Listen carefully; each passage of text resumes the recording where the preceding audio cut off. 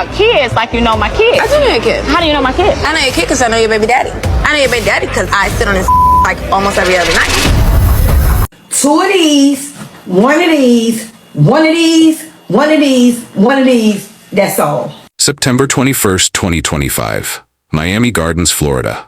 A woman is bleeding in a Nissan Altima. 2 bullets shot in her back and buttock. The shooter, still standing on her front porch, gun still warm in her hand. Not running, not hiding, waiting. But here's the thing nobody expected. This woman holding the gun might walk free. Because in Florida, your home is your castle. And when someone threatens you at your home, the law says you don't have to run. But what if the person you shot was already walking away? What if the man both women were fighting over was hiding in the bedroom the whole time? And what if there's security footage that shows something nobody wants to talk about? This is the story of Jania Imani Mehta, a 25-year-old licensed esthetician and business owner.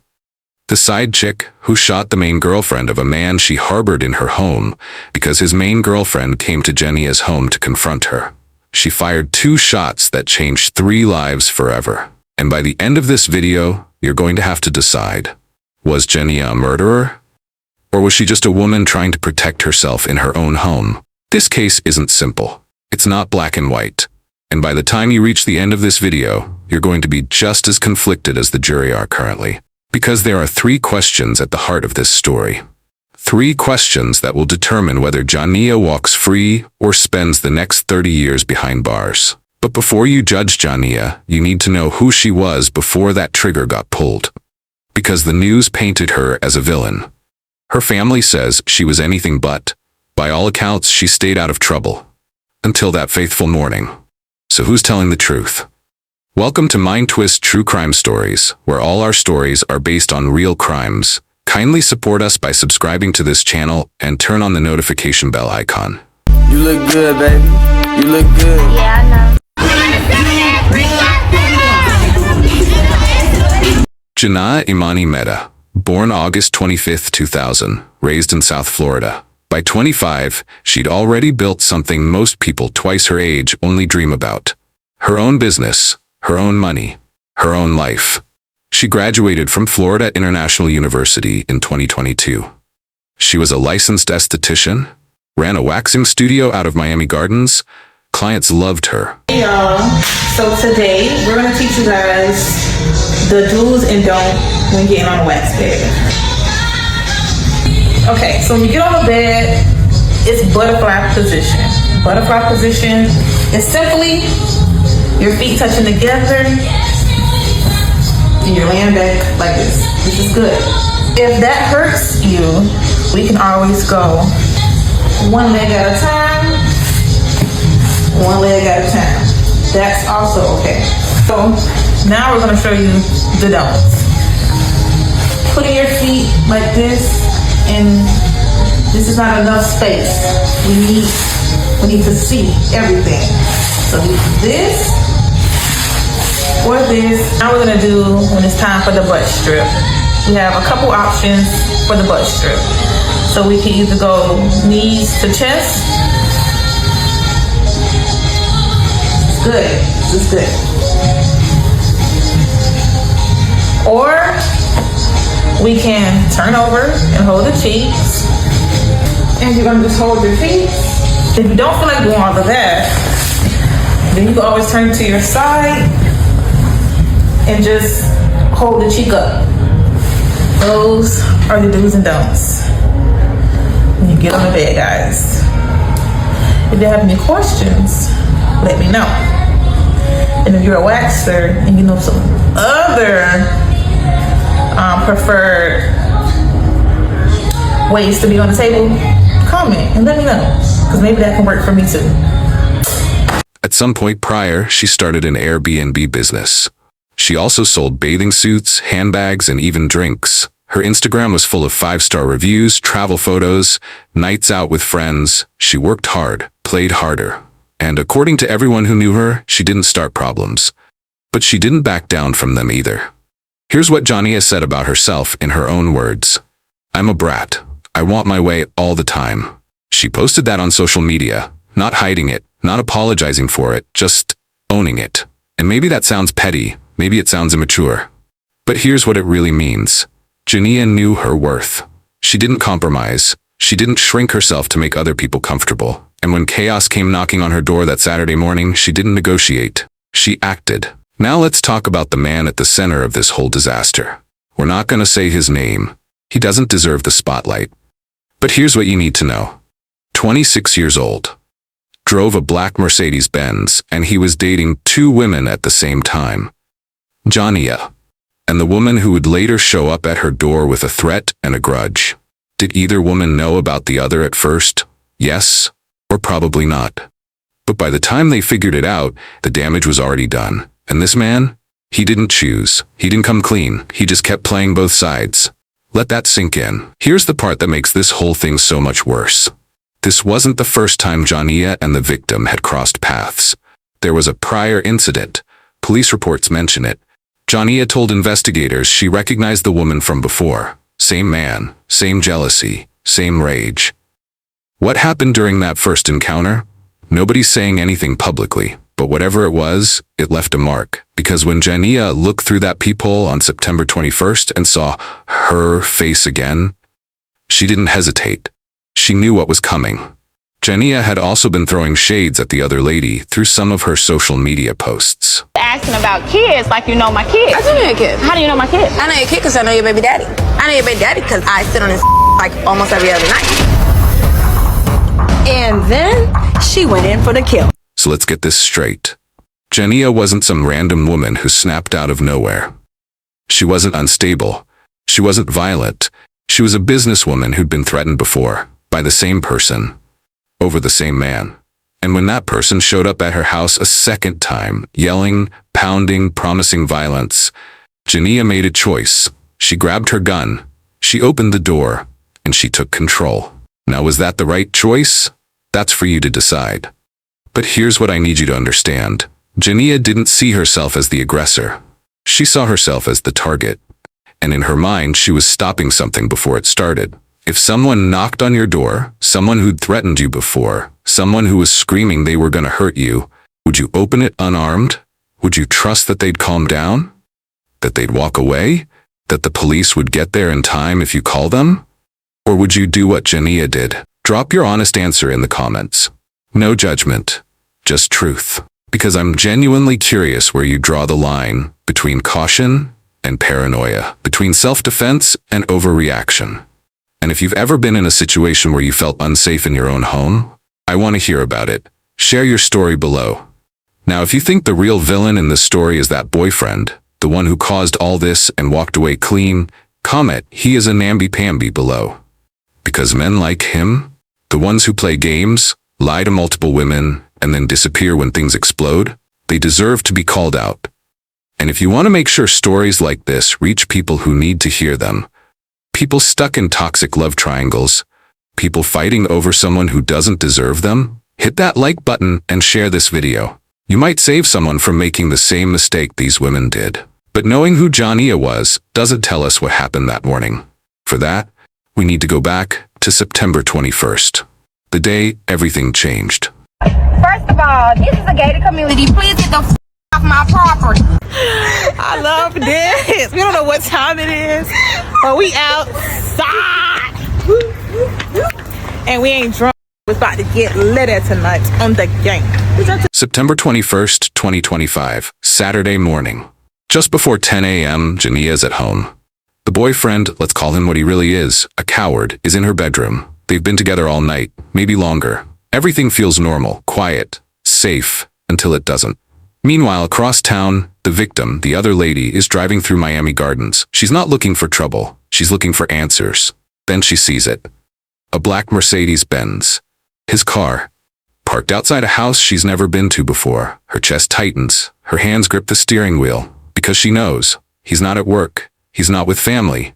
He's with her. She pulls over, sits there for a moment, and then she makes a decision. She gets out of the car. She walks up to the front door. 3001 Northwest 184th Street, and she starts pounding, not knocking, pounding, bang, bang, bang, come outside. Her voice carries, loud, angry, raw. Inside the house, the boyfriend hears it. He knows that voice. He knows what's about to happen. And what does he do? Does he go outside and face the situation he created? Does he tell Jania to stay calm, that he'll handle it? No, he locks himself in the bedroom, stays silent, hides, like a coward. Jania hears the pounding, hears the yelling. She walks to the door, looks through the peephole, and her stomach drops. It's her. The same woman from before, the one who threatened her, the one who made her feel unsafe in her own city. And this time, she's not just angry, she's screaming, "I'm gonna beat your ass!" Jania doesn't freeze, she doesn't panic. She walks to her drawer, grabs her gun, a .45 caliber semi-automatic. She checks the chamber, walks back to the door, and she makes a choice. Jania opens the door, steps onto the porch. The victim sees her, sees the gun, and for a split second, everything stops. Jania raises the weapon. Her voice is steady, firm. "Get from my house."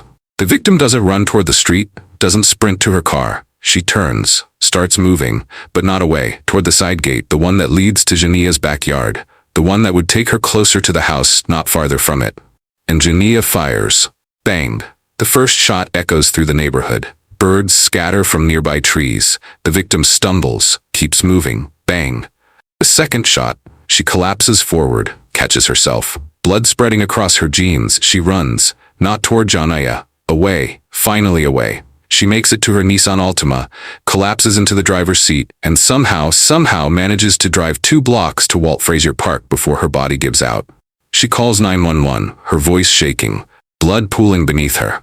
Back at the house, Jania is still on the porch, gun in hand, breathing hard. She doesn't run, doesn't hide the weapon, doesn't call anyone. She just waits. Within minutes, police arrive. The shot spotter system detected the gunfire. Officers swarm the area. They find 2 .45 caliber shell casings on Jania's front porch. They find Jania cooperative and calm. She tells them exactly what happened. "She threatened me. She came to my house. I told her to leave. She didn't. So I shot her." No hesitation, no remorse in her voice, just facts. And the boyfriend? He's already gone. Got in his Mercedes the second he heard the shots and drove away. He didn't check on Jania, didn't check on the victim, just left. By the time paramedics reached the victim at Walt Frazier Park, she's bleeding from 2 gunshot wounds, one in her lower back, one in her buttocks. Non-fatal, but painful, traumatic, life-altering. She was rushed to the hospital. She will live. She tells police her version of events, and it's very different from Jania's. She says she was walking away, that she'd turned her back, that Jania shot her while she was retreating. And here's the thing, the bullet wounds back that up. Shot in the back, shot while moving away. Which means, according to the law, the threat was over. Which means Jania had no legal right to fire. Or does it? Before we go any further, I need to know what you think.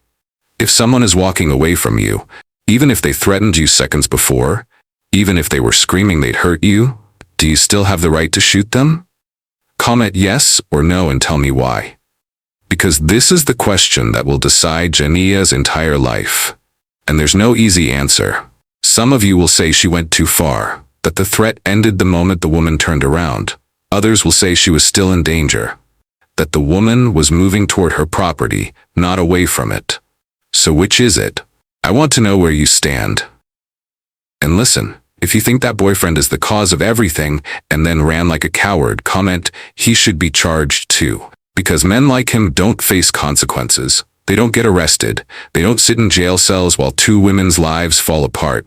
They just walk away. Like in the story of Kayla Hodgson, who was killed by another woman, Sakina Thompson, in Tamarack, Florida, all because of a man.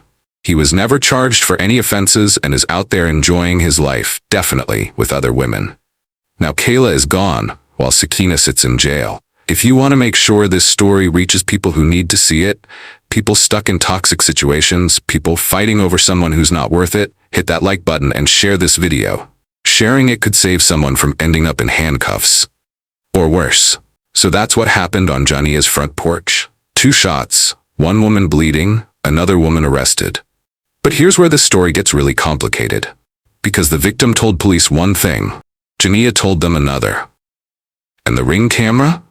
It shows something that makes both stories questionable. When officers arrived at 3001 Northwest 184th Street, they found exactly what you'd expect at a crime scene.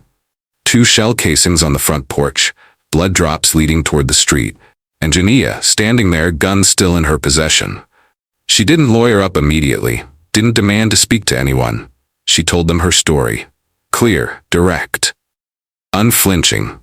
She came to my house threatening me. I told her to leave. She moved toward my property. I defended myself. And then police found something else, something that would change everything.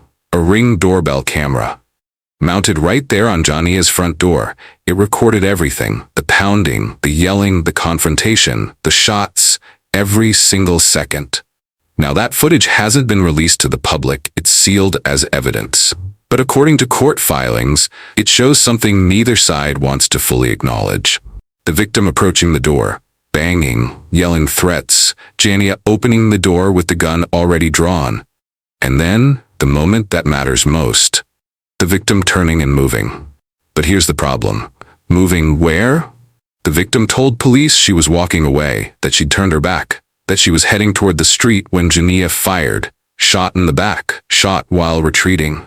Which means legally, the threat was over. But Jania told police something different. She said the victim wasn't retreating. She was moving toward the side gate. The gate that leads to Jania's backyard. The gate that would bring her closer to the house, not farther away.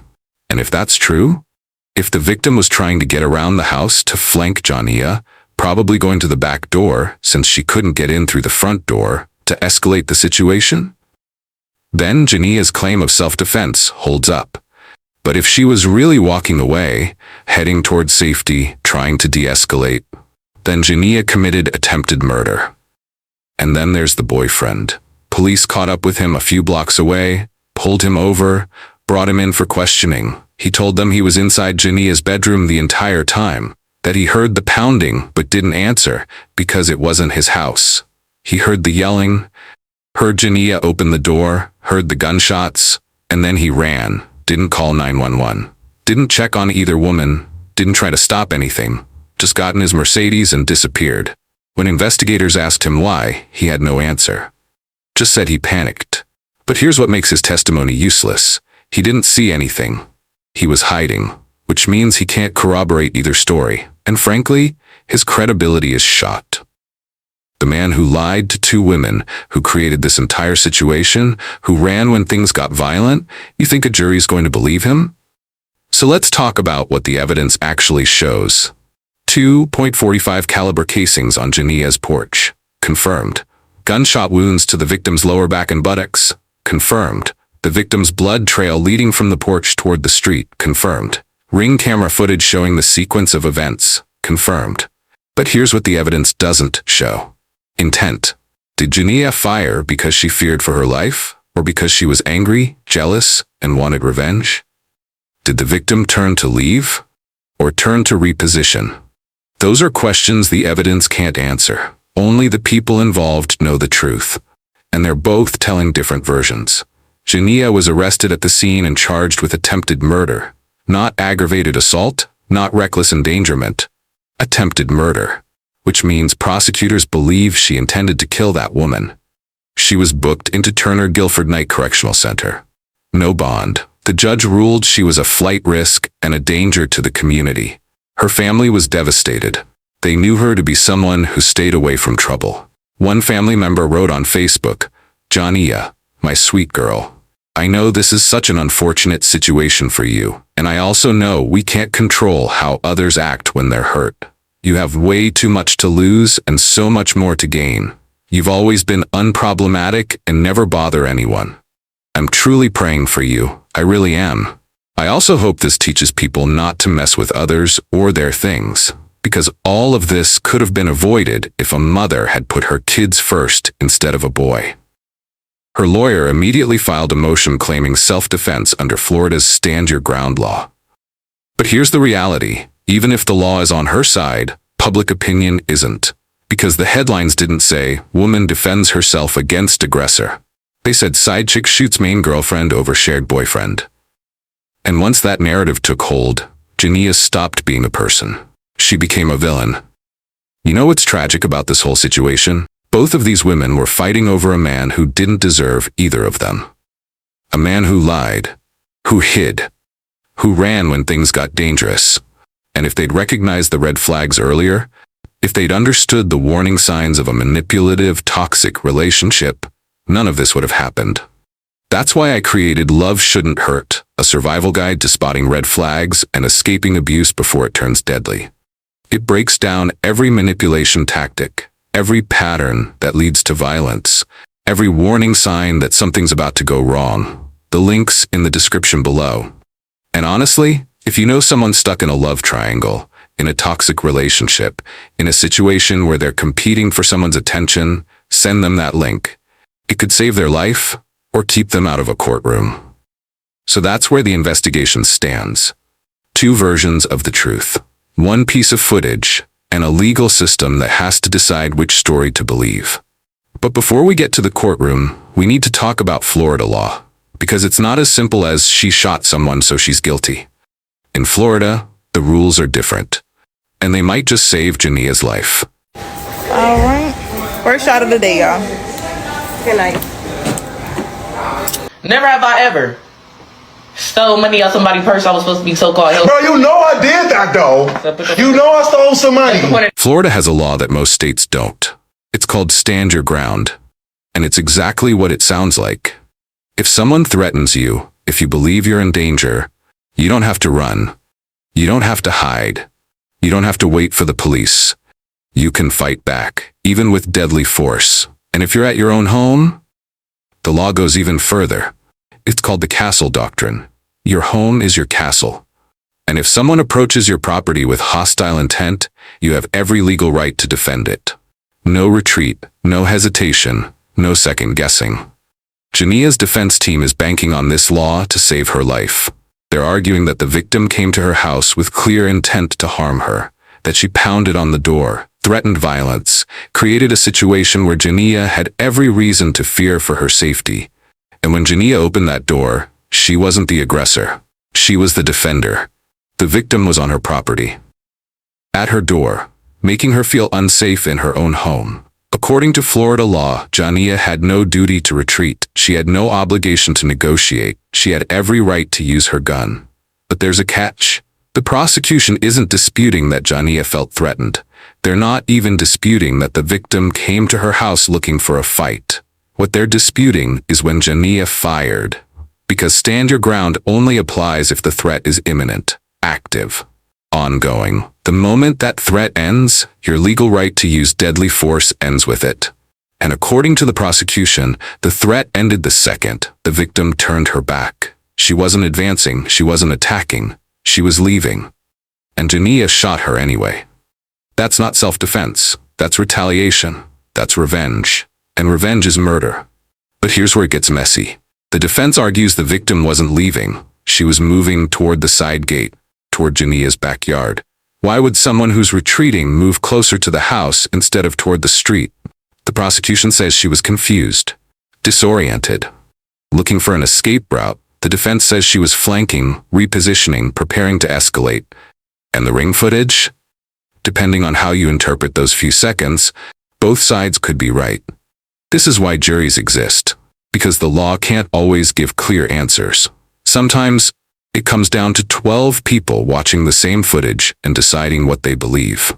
If Jania's stand your ground motion is granted, the case gets dismissed before it ever reaches a jury. She walks free, no trial, no conviction, no prison time. But if the judge denies it, she goes to trial. And if a jury convicts her of attempted murder, she's looking at up to 30 years in prison. 30 years for pulling the trigger twice. 30 years for defending herself, or committing a crime, depending on who you ask. That's the gamble, that's the risk, that's what's at stake.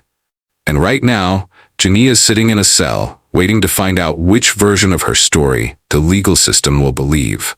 Here's the uncomfortable truth nobody wants to say out loud. If Jania were a man, would we be having this conversation? If a man shot someone who came to his house threatening violence, would he be facing attempted murder charges? Or would the headlines call him a hero? And if the victim weren't the main girlfriend, if this were tangled up in a messy love triangle, would public opinion be different? Because the law doesn't care about your relationship status. It doesn't care if you're the side chick or the main girlfriend or the wife. It only cares about one thing.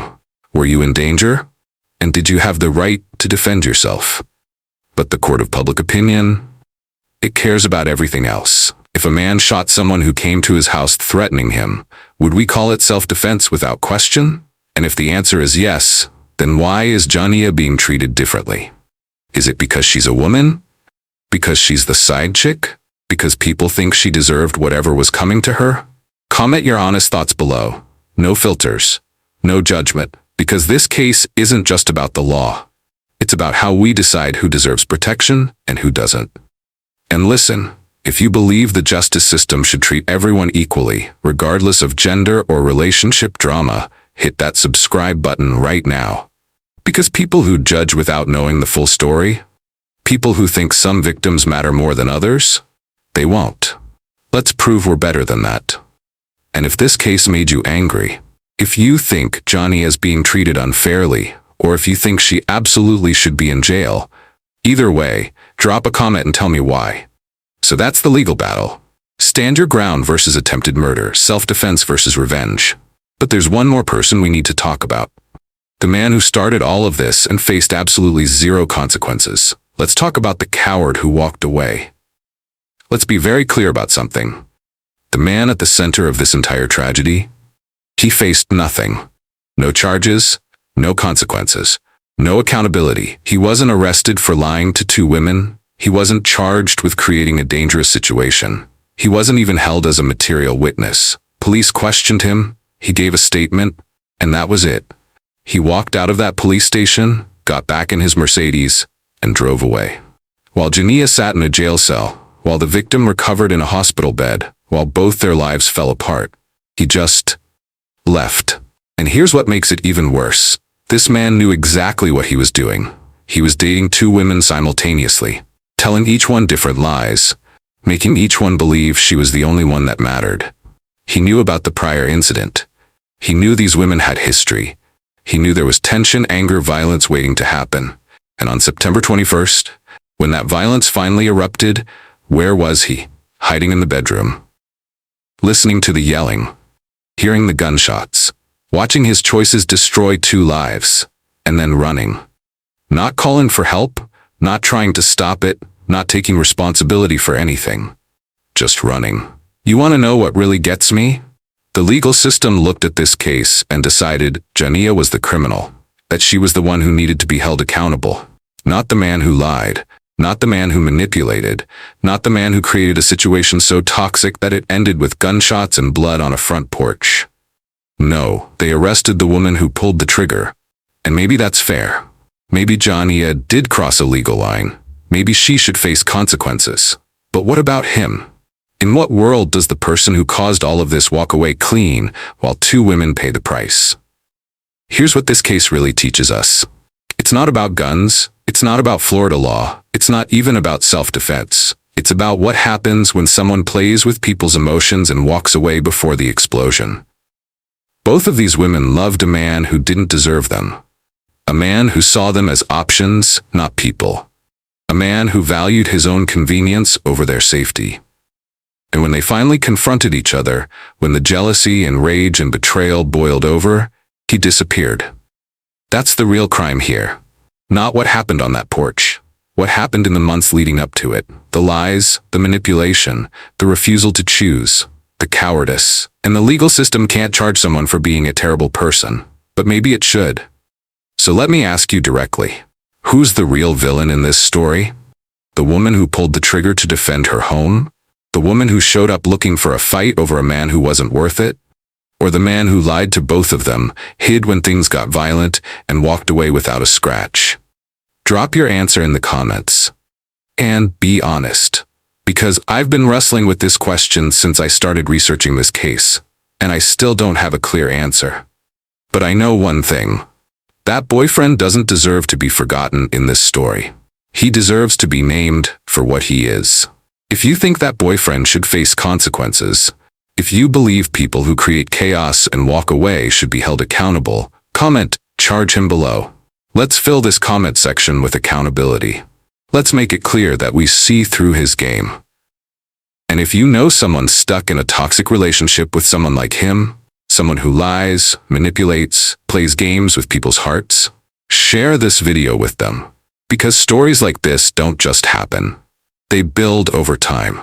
And recognizing the pattern early can save someone from ending up in a courtroom, or worse.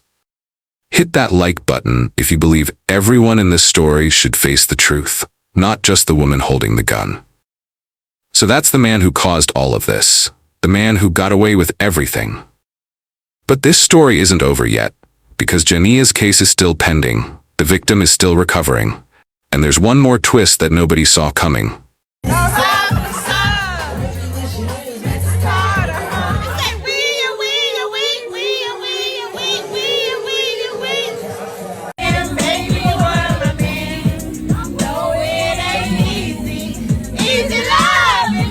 This is the one question nobody wants to answer.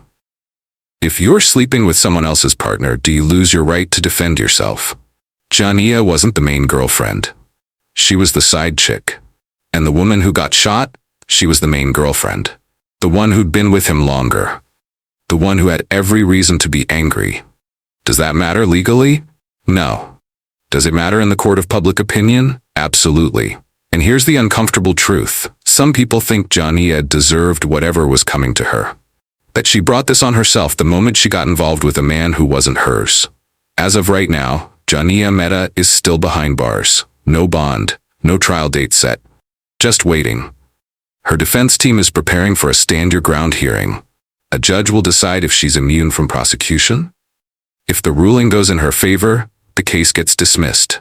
She walks free. If not, it goes to trial. And a jury of 12 strangers will decide the next 30 years of her life. The victim has physically recovered, the gunshot wounds healed. But the trauma? That doesn't just go away. And the boyfriend? Still out there, living his life. Like none of this ever happened. But here's the part nobody saw coming. According to sources close to the case, Jania's defense team has evidence that changes everything. Text messages sent from the victim to Jania in the days before the shooting. Threatening messages, explicit threats of violence, messages that prove this confrontation wasn't spontaneous. It was planned, premeditated. The victim didn't just happen to drive by and see that Mercedes. She knew he'd be there. She'd been tracking him, waiting for the right moment. And when she showed up at Jania's door on September 21st, she didn't come to talk. She came to hurt her. If those text messages are real, if the defense can prove the victim planned this confrontation, it changes the entire case. Because stand your ground doesn't just protect you from spontaneous threats, it protects you from imminent threats. And if Jania knew the victim was coming for her, if she had proof of prior threats, then opening that door with a gun wasn't paranoia. It was preparation. It was survival. The prosecution will argue Jania should have called the police, should have gotten a restraining order, should have done anything except grab a gun. But here's the reality. Restraining orders are pieces of paper. Police response times in Miami Gardens average 8 to 12 minutes. And threats, they happen in seconds. So here's what this story is really about. It's not about who pulled the trigger. It's about who created the situation where a trigger needed to be pulled. Two women, both in love with the same man, both willing to fight for him, both convinced they were right, and one man who watched it all happen and did nothing to stop it. 3 people, 3 choices, 3 lives destroyed. Jania chose to open that door. The victim chose to approach it. The boyfriend chose to hide. And now only one of them is paying the price. Here's my final question for you. If you were on that jury, knowing everything you know now, the threats, the prior incident, the text messages, the ring footage, the coward who caused it all, would you convict Jania of attempted murder? Or would you let her go? Because honestly, I've been thinking about this case for weeks. I've read the court documents, watched the news coverage, analyzed the law, and I still don't have an answer. So here's your verdict. Guilty or not guilty? Self-defense or attempted murder? Victim or villain? Comment below and explain your reasoning. Because the real jury is going to have to make this exact decision, and someone's life depends on it. I want to see how divided this comment section gets. I want to see the arguments, the perspectives, the debate, because that's what justice is supposed to be. Not easy answers, hard questions. So make your case, prosecute or defend. I'm reading every single comment. Before you go, I need to tell you something. This video took me over 40 hours to create. I read through police reports, court filings, news articles, legal statutes. I analyzed ring camera testimony. I broke down Florida's stand your ground law. I researched the prior incident. I tracked down every source I could find. I did all of this because I believe stories like this matter. Not because they're entertaining, but because they're preventable. If just one person watches this video or reads the book and recognizes the red flags in their own relationship, if just one person walks away from a toxic situation before it ends in violence, then every hour I spent on this was worth it. But I can only do that if this video reaches people. And it only reaches people if you engage with it. So here's what I need from you. If you made it this far, if you believe justice should be fair and accountability should be real, do 3 things. 1, hit that like button. Not for me. For every person who's ever had to defend themselves and got judged for it. For every victim of manipulation who never got justice. 2, share this video. Send it to someone who needs to hear it. Post it on your story. Tag someone. 3, subscribe and turn on notifications. Because next I'm covering a case that's even more complicated and unbelievable than this one. And if you think you've seen every angle of justice, you haven't. Thank you for watching to the end, and I'll see you in the next one. Stay safe out there. And remember, love shouldn't hurt. Ever.